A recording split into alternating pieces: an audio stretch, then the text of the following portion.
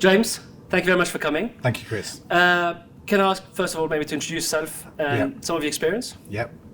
So I'm James Pellatt. I'm currently between roles, but I'm an expert in bringing together the world of real estate and the world of technology. Yeah. For the last 13 years, I've worked at Great Portland in the States, where I led the digital transformation, led the adoption of property technology to help solve problems that were core to business. We drove innovation to enhance the customer experience, so we had a clear purpose in what we were trying to do. And I love GPE, and it's still a great business, but what I'm looking to do now is to do that on a much broader scale. Yeah. Having cracked it in one organization, I'd like to do it in more. Have you cracked it? Yeah, no, I think we did. I think, because we had a clear strategy in terms of, and it took me a long time to work it out, right? Which is, a lot of people in real estate don't really understand data, first of all, right? Yeah. It's not a subject which is understood. They confuse documents with data, and it's not the same thing. They really don't understand the point of truth and the fact that different departments will want to look at the same information, but through a different lens. Yeah. But the fact, if you store your core data in a structured, available way, then however you want to split it becomes readily available. Yeah. And that, having then built up a data warehouse of information, and with the advances that Microsoft and Copilot and Fabric you can do, you've now got this situation where the technology's caught up, but this opportunity is actually to give your team more bandwidth. Yeah. It is to come up with the insights that you hadn't necessarily thought of, or just to give you some space to think. And I think that the real danger is that people aren't really looking at the opportunity that this is going to give them. They're kind of, they're aware, they know it's coming, and they're kind of scared it's happening. Yeah. But actually, it's precisely. It is the time. It is the time, right? Yeah. It's the time to be able to do it. Yeah. I don't think it's. And once you've unlocked that part of the strategy, then the prop tech actually becomes a lot easier to adopt. Yeah. So something that's interesting is that within Artefact, we look after 9-10 sectors or thereabouts. Yeah. Property is, by a long margin, the least mature sector that we have in terms of adoption of AI, data, and so on. You look at fintech, you look at insurance, you look the miles ahead. Yeah. And what strikes me is that the execs, it's part of the agenda. They have dedicated budgets every year of how do we do this. Yeah. There's lots of disruptors in the industry who don't have the legacy systems, who don't have the legacy ways of working and so on, who are coming through and it's scaring them. And when we talk to automotive boards and things like this, they're scared about the use of AI and data and they're doing things about it. Yeah. When I speak to property execs, it's a nice to have. It's a bit scary, we don't know what it does, we don't know where it is. Yeah. It's evolving so fast, we'll just wait a bit more. Yeah. It sounds expensive, it sounds difficult. Yeah. And so there's this paralysis that happens. And yet, there are pockets. Yeah. I must admit, since I've had the freedom to go and talk to different organizations and different people, I've been impressed by a number of organizations that have invested in their own structured data and have been doing so for a number of years. Now, some of these are quite large scale international consultancies, but there are some quite niche consultancies that are starting to do the same too. And they're beginning to realize that their data is going to be their IP. Yeah.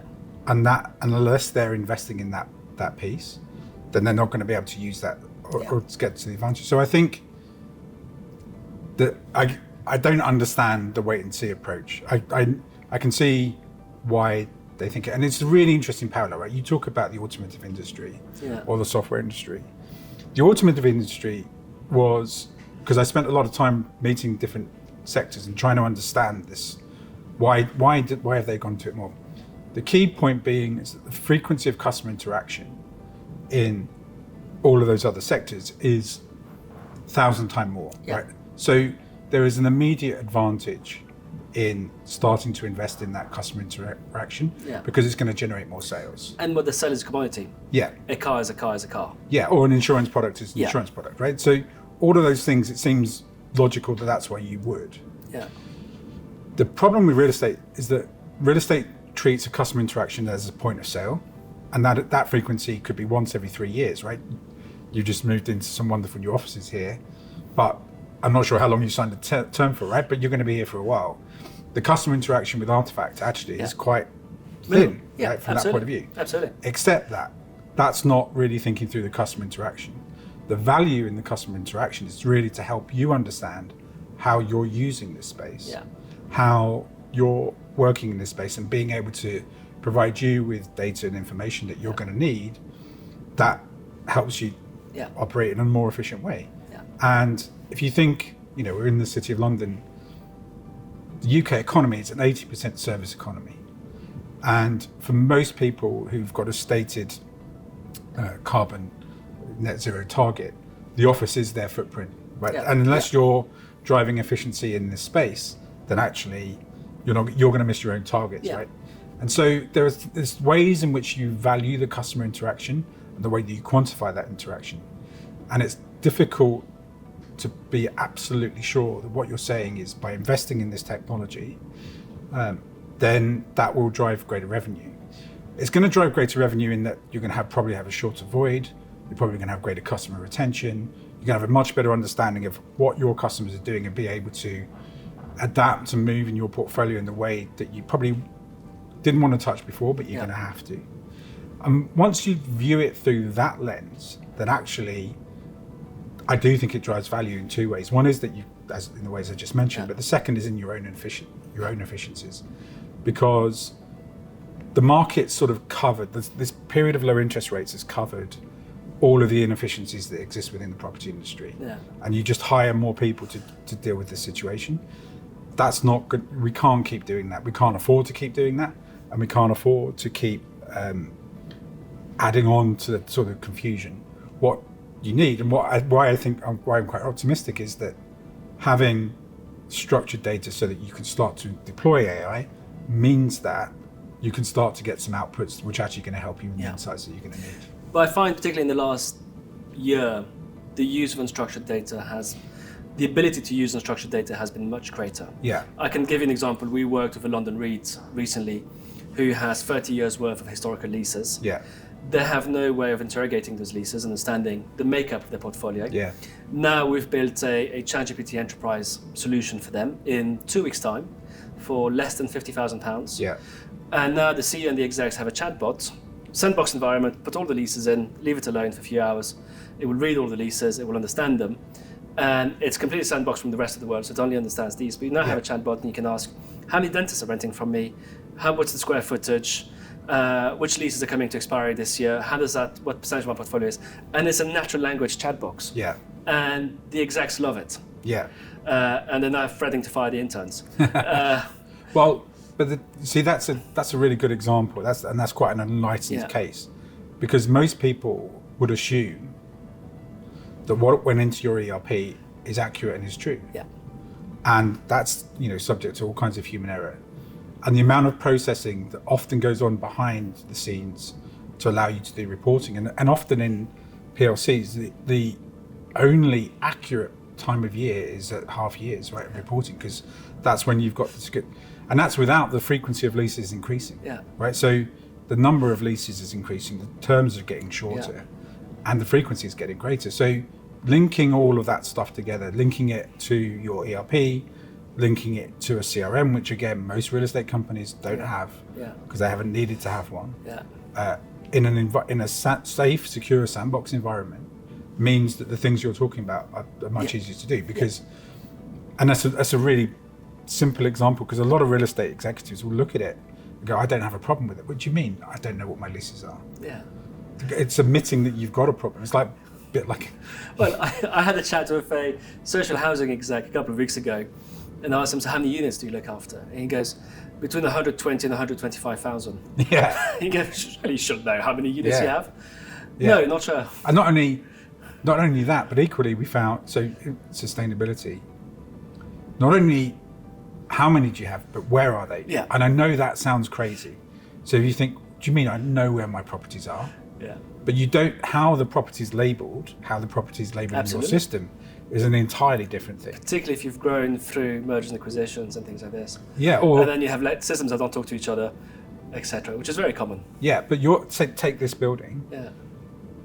everybody in the world of property will know this is the Rex building. Yeah. Right? Now, it's unusual in that the Rex building has carried on its marketing name into the title of the building, but often that doesn't happen, right? Yeah. So you ended up with what loads of people call the Rex building is actually a different postcode. Yeah. It's 60 Queen Street or whatever it is, but that's different to what the electricity company call it, and what they call it is a different address. So even things like trying to bring together that sort of information can be so laborious and time consuming, and it's sort of underestimated. But for your sustainability team and your operation team to understand that stuff or to secure it in the right way, that's really difficult. Yeah, absolutely. And what's also difficult, I think, is equally, I'm sure you're really good at it, but the technical teams don't understand that that's a problem. Oh, completely. Right, so you go to some really highly skilled, brilliant young people who understand how to put together a data lake and data warehouse and put all that, but they don't get that this might be a problem. Yeah. Right, so you need to translate between the two. Yeah, which I think is what Artefact does very well, is the combination of the consultants that have the business understanding, the property sector specialist, and the data scientists. Because data scientists don't really understand the problem or what you're trying to get to. No. The consultants understand the ways of working and how the operation should function, but the property specialists need to say, actually, this KPI is the important one. Yeah. When you're doing valuations and so on, and this is why this works this way. Or why, and what is it you're trying to solve? Yeah. Right? What is it you're trying to get to? And having the right subject matter experts within the business is a key thing. So the culture is really important. So what I managed to achieve at GPE was to get to that point of we had brilliant buy-in from the board and from the leadership team. We had the culture that drove through the business, and we were solving problems. And so we got to the point that the most skeptical parts of the business that go, I'm quite happy with Excel. I'm not going to change this, right? Yeah. Because I know I can find my number. Now, once you've managed to convince them that actually this is just as accurate, in fact, and your life will be easier. Yeah, your life's easier. Then they're suddenly gone, oh yeah. Yeah. Right. So but it's that trust element, which is a really key part to this. But do you find that GPE is quite unique in that? I think. Well, I can't say because I haven't studied everything, but it was more that from what I learned from that point was that the governance and the trust is critical to making this success happen. Yeah. And you having to approach that in the right way at the beginning is key, right? And I think the trust is really important, because so we've built a whole series of very advanced AI models that predict a site mix or predict the pricing, sort of reinforcement learning engines for pricing and so on. But they're all fairly black box model. Explainability is not there. Yeah. And from the moment it's not there, people look at it with suspicion. They're saying, I don't understand why it's saying 72 beds and 73 beds and so on. I can't go and look at the data. No. I can't understand the paths it's taken. And when we say, well, it's magic, it's a neural net, and it does all these things, they go, I'm not sure about this. I like my paper and pen. I like my Excel. I like my development appraisals because I understand it. But again, I think that's the part of the learning part to that, right? So I get what you've said. Yeah. I understand exactly what you've meant by that point. Yeah. But that's not the same thing as someone, we're sort of merging different versions of AI here, but there's someone who's working on an appraisal every day. Actually, if you train them in SQL, or you've got the plugin in SQL and it's coming into your Excel spreadsheet, you're still using Excel and you're quite happy, and you can see where the source data's come from. Yeah. So that bit, I think, is still, key. Touching what the appraisal and starting to look at and the ML part of it, not trusting at that point. I think the key thing is this is the mistake that people in real estate make, thinking it's going to give you all of the answer. Yeah. It isn't. It's not going to give you everything. It's giving you 60% of the answer. And the key to success in AI in the future is the people who learn to ask the right questions or the prompts in the right way are going to be the people that succeed. And having experienced people who can identify anomalies. Yeah. You can say, this looks weird, this looks like the wrong pricing, etc. Yeah.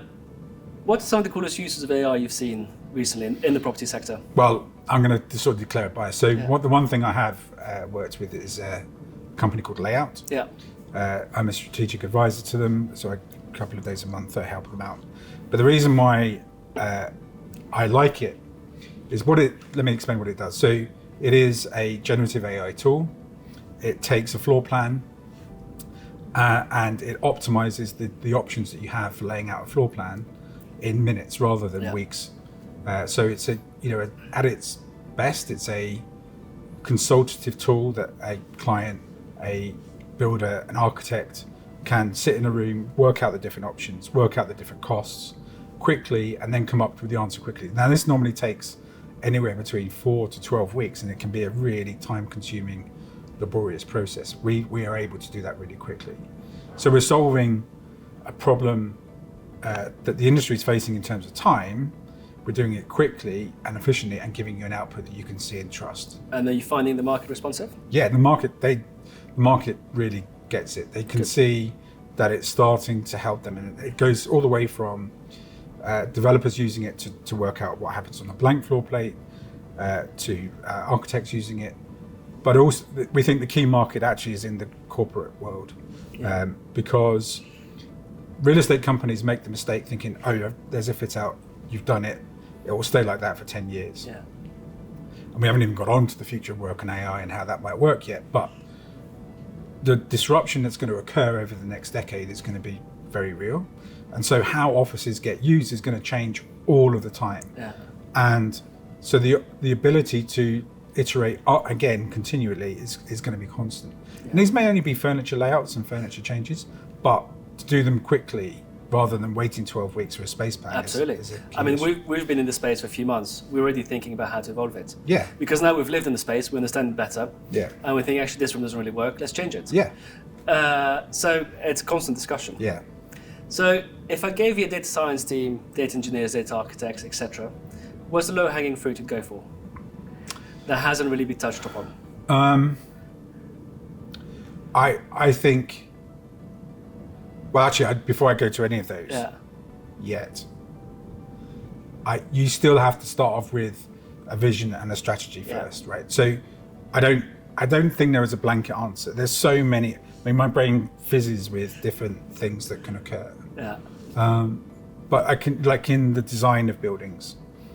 So the design of buildings is a geospatial problem, generally speaking, right? It's a series of height, volume boxes, and it's got a number of different options. Now, design is a linear process.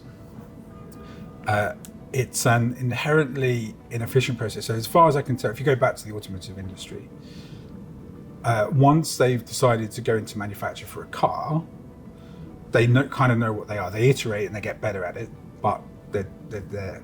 And it takes roughly about the same time from inception to first product is about 5 years. Yeah. Real estate's about the same time, but you're doing a one-off every time. Yeah.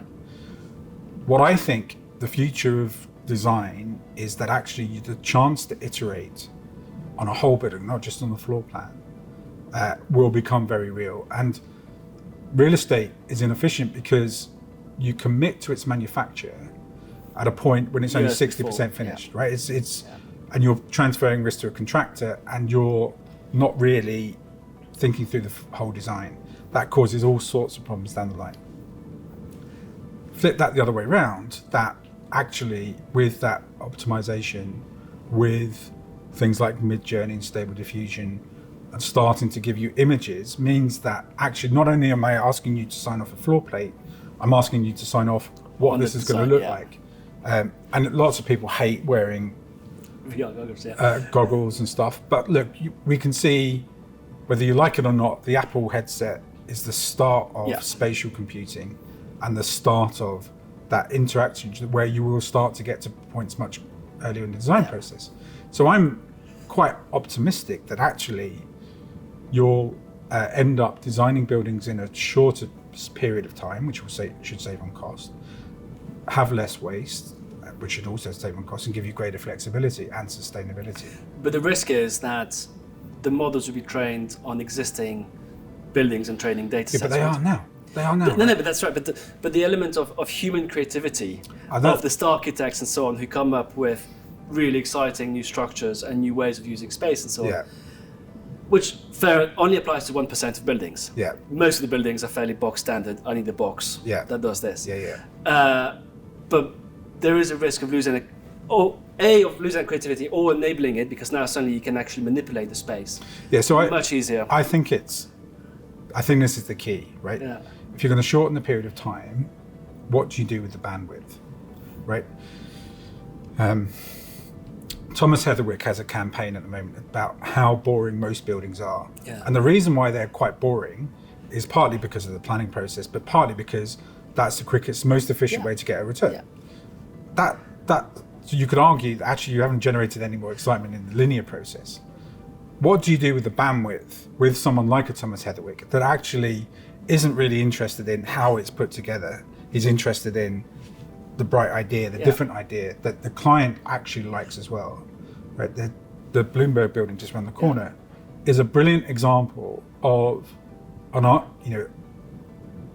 thoroughbred classic architect and Foster and Partners working with an end user to iterate to come to something. But these are rare and far between.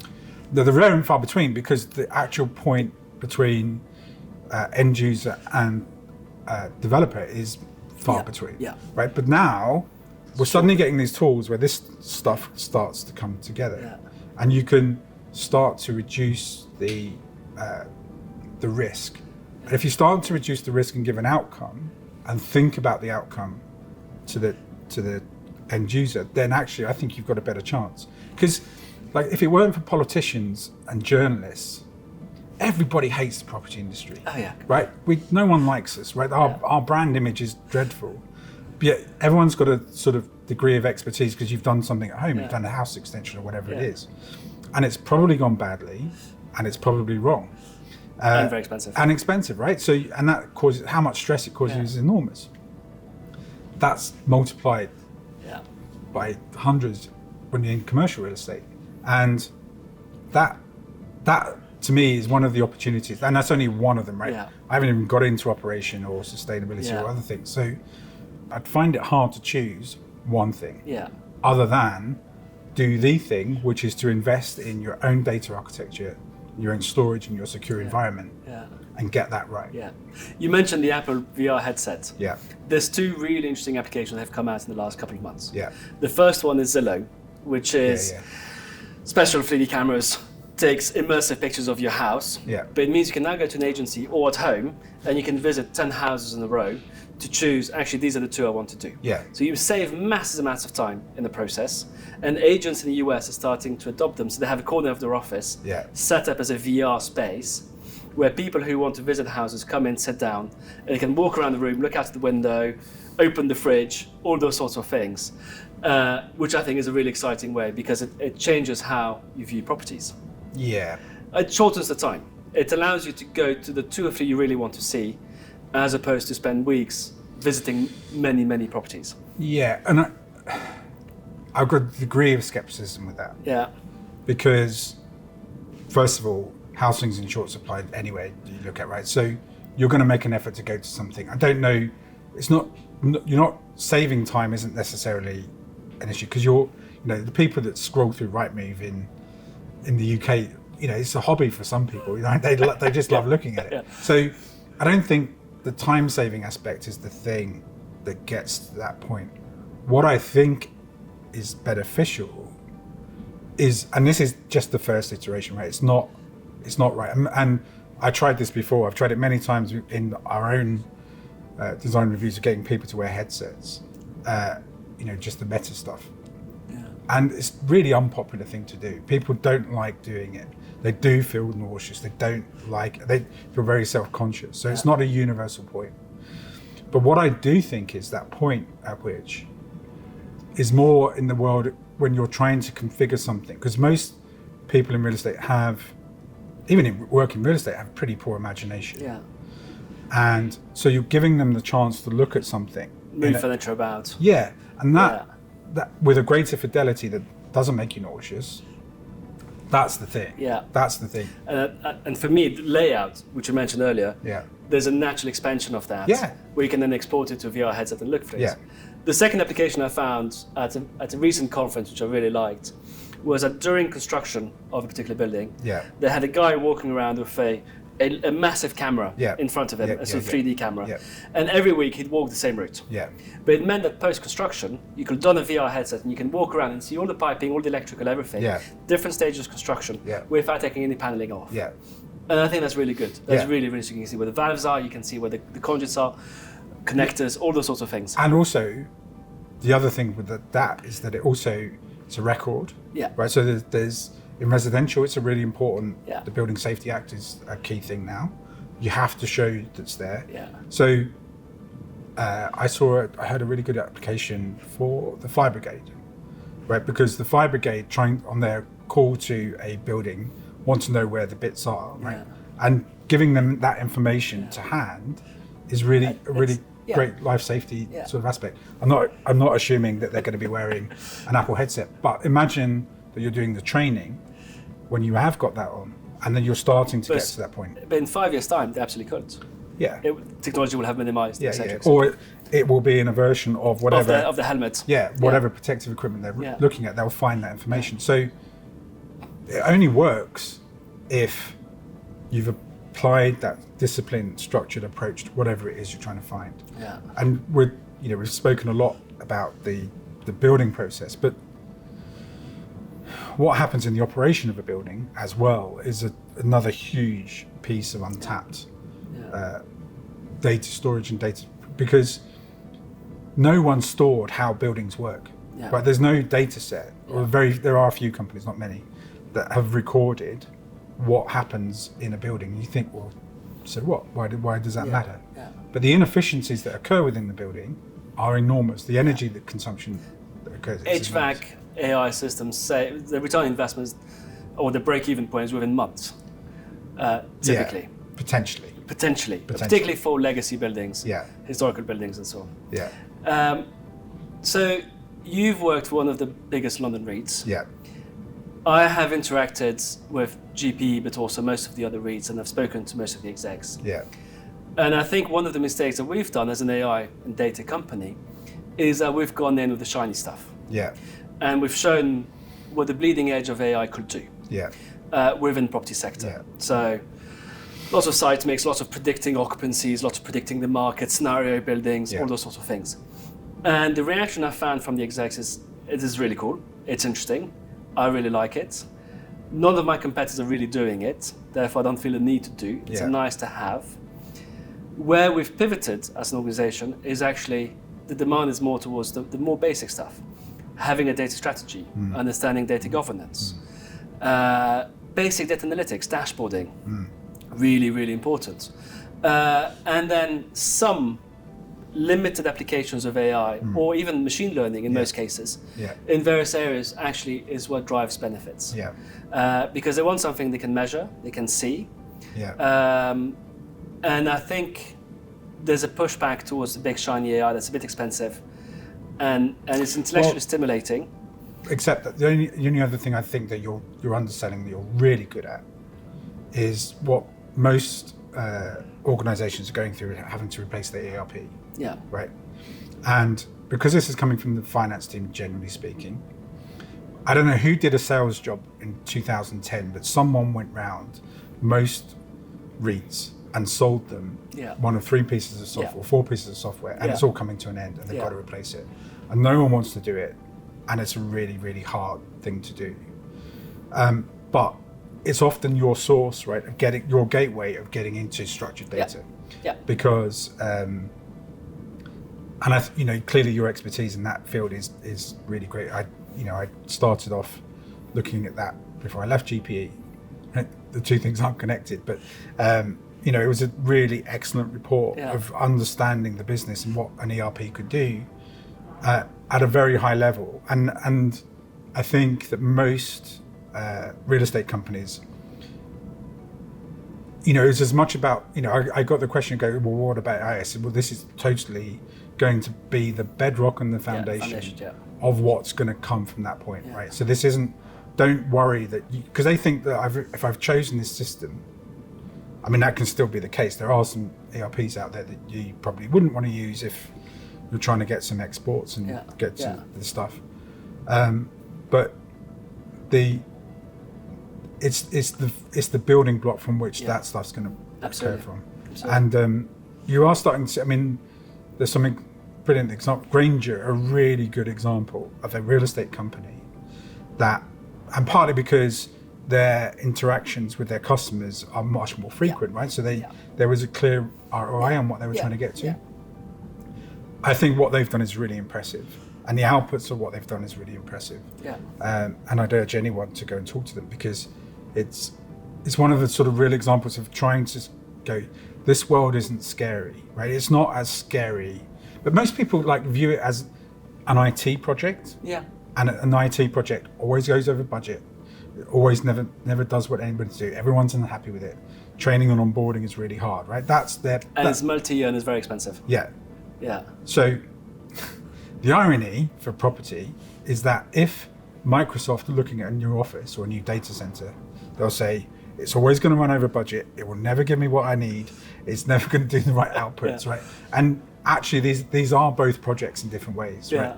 And if you and that's what I guess my experience of learning of delivering, thousands and thousands of square feet of offices, millions of square feet of offices.